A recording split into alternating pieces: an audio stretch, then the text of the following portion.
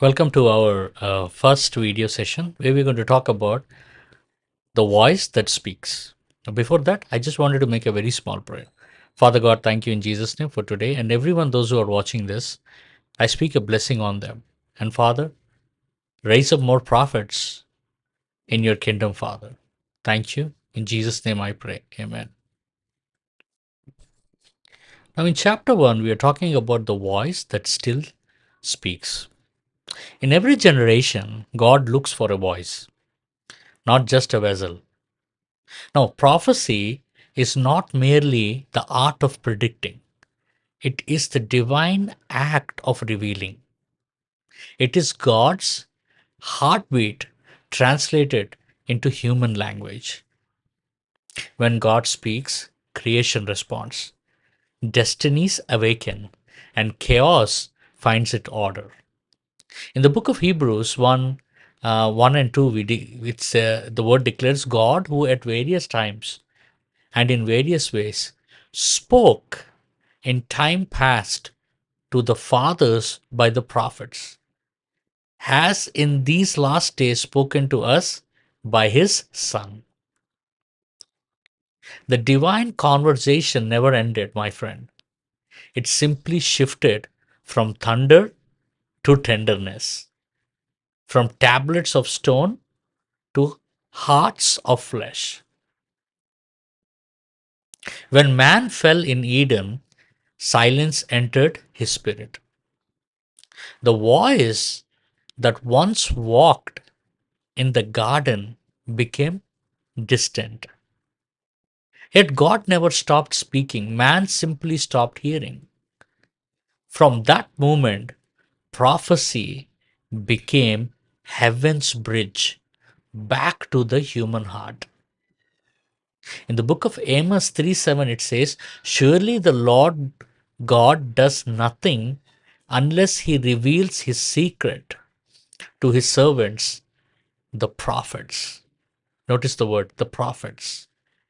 Every true prophetic utterance is a secret shared, a whisper from the council room of God. The prophetic realm is not about predicting all the time, like weather patterns of the future, but the weather of the soul. It is the prediction of the weather of the soul. It's God revealing his intentions before they unfold, not to entertain or to create curiosity, but to invite in that cooperation.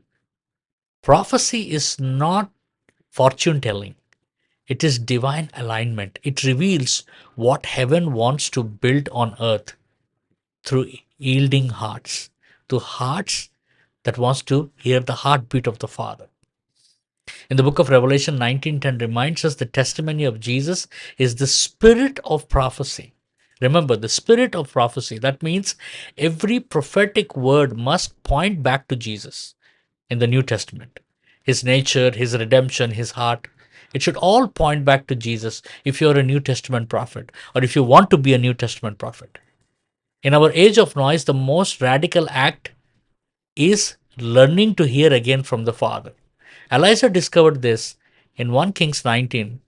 God was not in the wind, nor in the earthquake, nor in the fire, but in the still, small voice. The prophet's greatest weapon is not volume. Remember, it's not volume, but it is intimacy. The closer one walks with God, the clearer he or she hears the whispers of the Father. Modern prophecy often seeks the spotlight, but the true prophetic voice is forged and formed and fashioned in the solitude, in that lonely times with the Father. Prophecy is not just information, it is impartation. When Ezekiel prophesies to the dry bones, we read that in Ezekiel 37, he wasn't describing their state. He was declaring their destiny. Remember this. He was declaring their destiny. The prophetic word carries creative power because it carries divine breath. When a man or woman speaks under the unction of God, words become wombs, a place of birth, the birthing place. They birth what heaven has conceived. But to prophesy, it is costly. Every true voice must first be broken of self. Jeremiah cried in Jeremiah 29, his word was in my heart like a burning fire, shut up in my bones. I was weary of holding it back. Prophetic fire is not gentle and never is gentle. It consumes the vessel because it comforts the hearer. The voice must first burn before it can build. That's why many who are called to speak for God go through seasons of silence, isolation, and above all, listen to this, above all, misunderstanding. You heard right. Misunderstanding. In the prophetic realm, accuracy is not same as intimacy. Balaam spoke true words, yet he walked in rebellion. Caiaphas prophesied about Jesus' death in John 11:49 to 52. We read, without knowing the spirit behind it. God can use anyone, my friend. He can use anyone to declare his truth. The truth is the key for a prophet. But only friends of God carry his tone. Prophecy without relationship becomes a mechanical echo. Prophecy born from communion becomes an echo of his heart, the heartbeat of the Father. Remember this word. I'll be sharing again and again the heartbeat of the Father. When God speaks, he reveals himself, not just his plans. Many chase words about destiny while ignoring the word himself. God wants to reveal himself to us. Moses longed to know God's way, not just his acts. In Exodus 33:13, we read, that is the essence of prophetic maturity. To move from what is God saying to who is God revealing himself to be. Every revelation is an invitation to intimacy. Prophecy also reveals, very important thing, God's emotions. The prophet didn't just announce, they felt the Father. Hosea felt God's heart break. Jeremiah, God's tears. And Ezekiel, God's burden. They weren't actors repeating lines, they were hearts hosting heaven's grief and joy. That is why prophecy cannot be separated from compassion. To carry God's voice is to carry his pain and also his pleasure. In the New Testament, it shifts the prophetic tone completely. Jesus became the pattern prophet, not thundering condemnation, but embodying compassion. We see in the New Testament Jesus wept over Jerusalem, not because he didn't know the future of Jerusalem, but because he did. His prophecy came wrapped in tears, not triumph. The more one carries the voice of Jesus, the more one prophesies from love, compassion, rather than from the place of pride. In 1 Corinthians 14:3, we read, Paul defines prophecy's true purpose. He who prophesies speaks what? Edification. Say with me with the word edification. This means build up, stir up, and lift up, which is summarizing the heaven's agenda. Prophecy, prophecy is never meant to crush. It is meant to construct. When a prophet or a prophetic word leaves you condemned, it's not from the heart of Christ. His voice convicts but never condemns. It heals even while it corrects.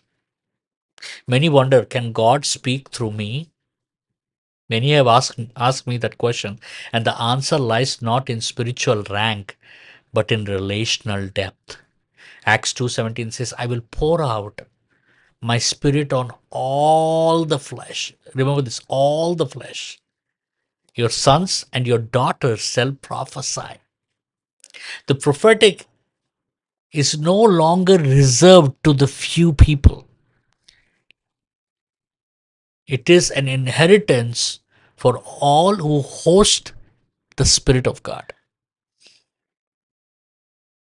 To prophesy is to echo heaven's responsibility. What it demands? It demands humility. Because revelation without character, listen to this, listen to this, revelation without character becomes destruction. The same fire that lights can also burn. That's why Paul urged in 1 Corinthians 14:29, let two or three prophets speak and let the others judge. Prophecy at its core is God trusting a human with his thoughts. With his thoughts.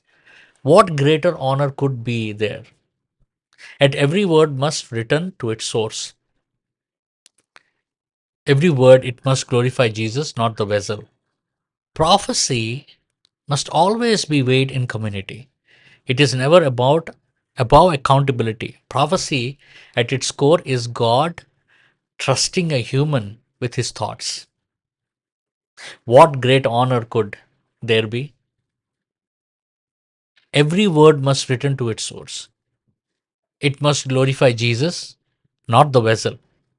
The most authentic prophets are not known for predicting events. Listen to this. But for producing, you know what? Repentance. Their words don't just inform, they transform. And so the voice still speaks through dreams, through scriptures, through the quiet nudge or the moments in prayer. The question is not whether God is speaking, but the question is whether we are still enough to hear. The prophetic life begins not with thunderous utterance or like dramatic, but with stillness. It starts from that place. Before God sends a voice to the world, he first whispers it in the solitude, in the wilderness, in that lonely places. So in the next session, we're going to talk more about what is prophecy. Till then, God bless you all.